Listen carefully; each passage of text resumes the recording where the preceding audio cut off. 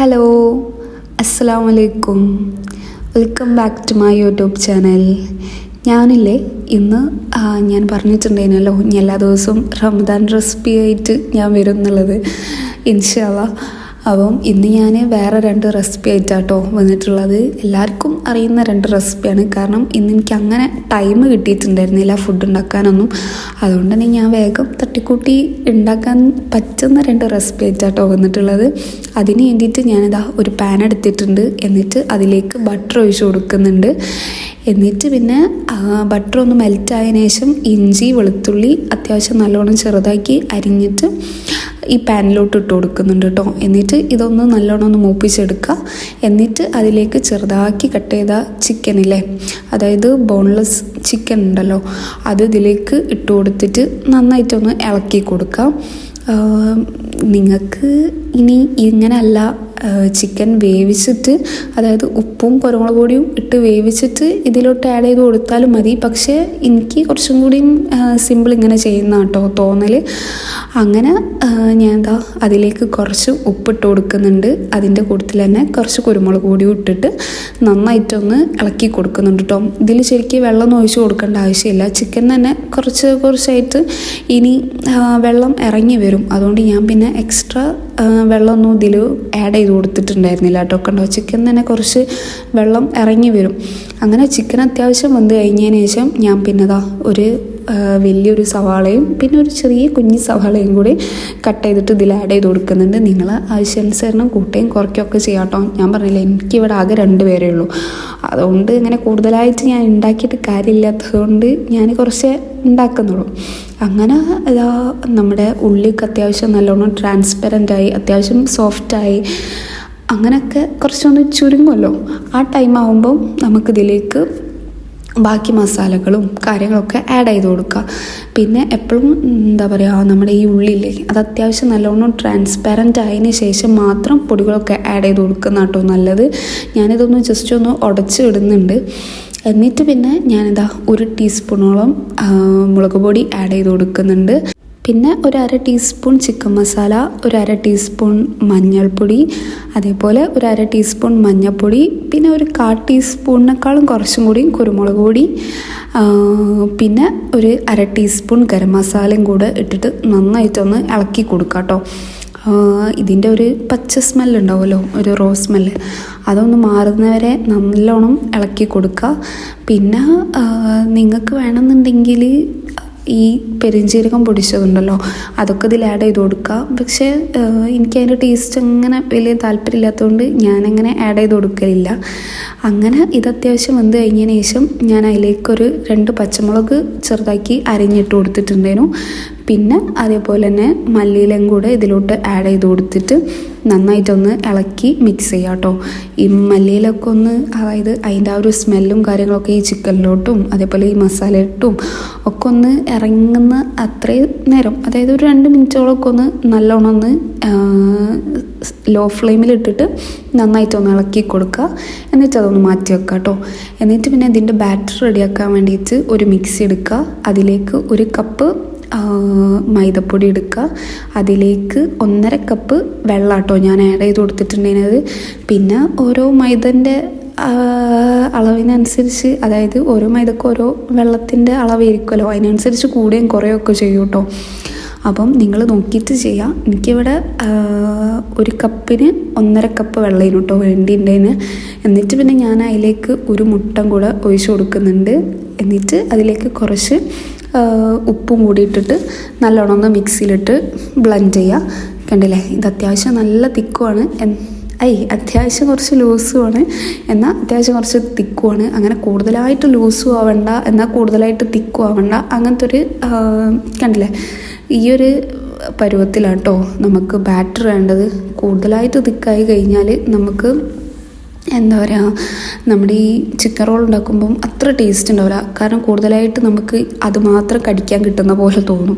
അതുകൊണ്ട് കൂടുതലായിട്ട് തിക്കും വേണ്ട, എന്നാൽ നല്ല അതായത് വെള്ളമാരിയൊക്കെ പോവുമല്ലോ, അങ്ങനെയും ആവണ്ട. നിങ്ങൾ മാക്സിമം 1.5 കപ്പ് മൈദക്ക് 1 കപ്പ് മൈദക്ക് 1.5 കപ്പ് വെള്ളം എന്നുള്ള രീതിക്ക് ആഡ് ചെയ്ത് കൊടുത്താൽ തന്നെ ഏറെക്കുറെ ഒരുവിധം മൈദക്കൊക്കെ അത് കറക്റ്റാണ്.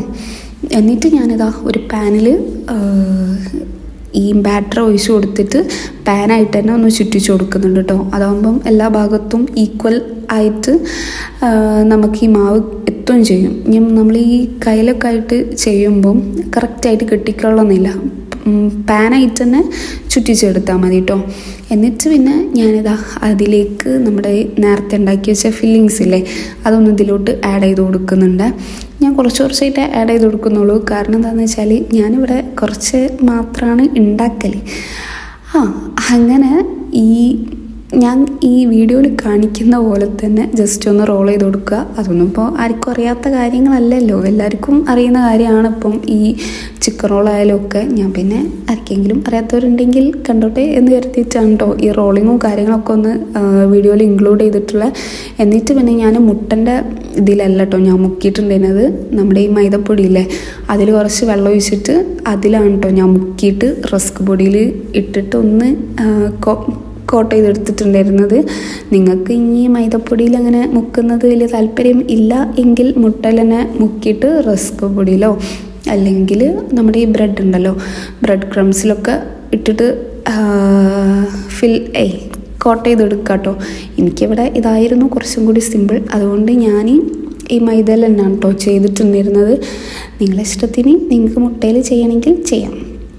അങ്ങനെ എന്നിട്ട് പിന്നെ ഞാനിതാ വീണ്ടും രണ്ടാമത്തതും അങ്ങനെ റോൾ ചെയ്തെടുക്കുന്നുണ്ട് കേട്ടോ. റോൾ ചെയ്തെടുത്തിട്ട് നമ്മുടെ നേരത്തെ ചെയ്ത അതേ പ്രോസസ്സ് മൈദൻ്റെ ആ മിക്സ്ചർ ഉണ്ടല്ലോ, അതായത് മൈദൻ്റെ ആ വെള്ളം അതിൽ ഒന്ന് മുക്കുന്നു. എന്നിട്ട് പിന്നെ റസ്കിൻ്റെ പൊടിയിലിട്ടിട്ട് ഒന്ന് കോട്ട് ചെയ്തെടുക്കുന്നു.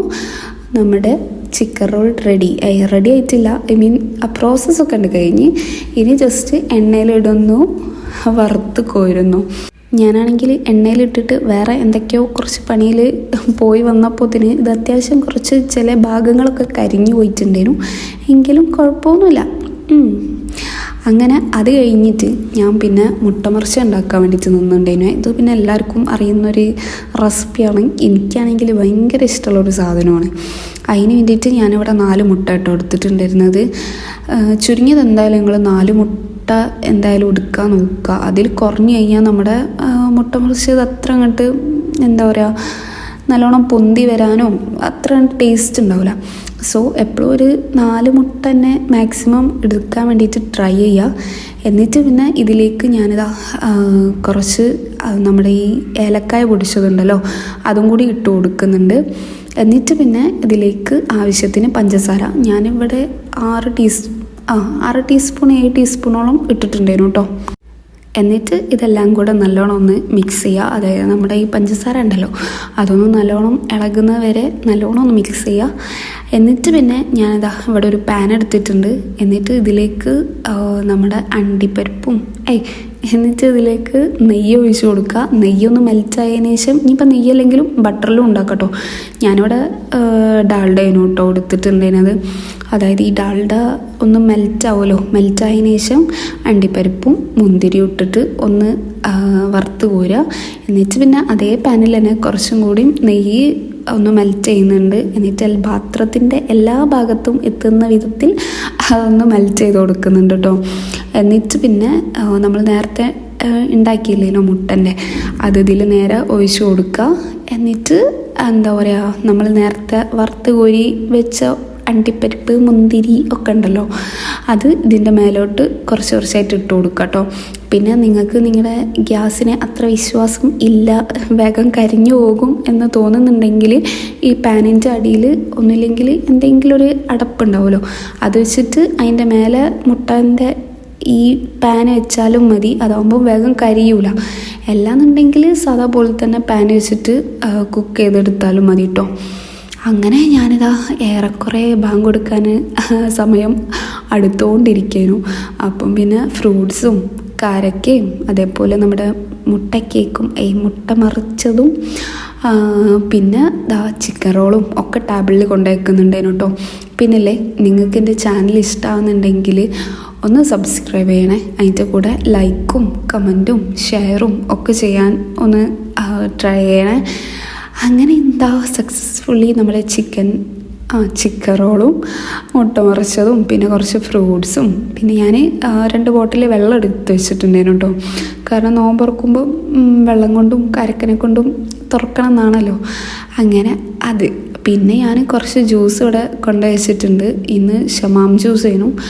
എനിക്ക് അത്ര വലിയ ഇഷ്ടമില്ലാത്തൊരു ജ്യൂസാണ്, പക്ഷേ കുഴപ്പമില്ല.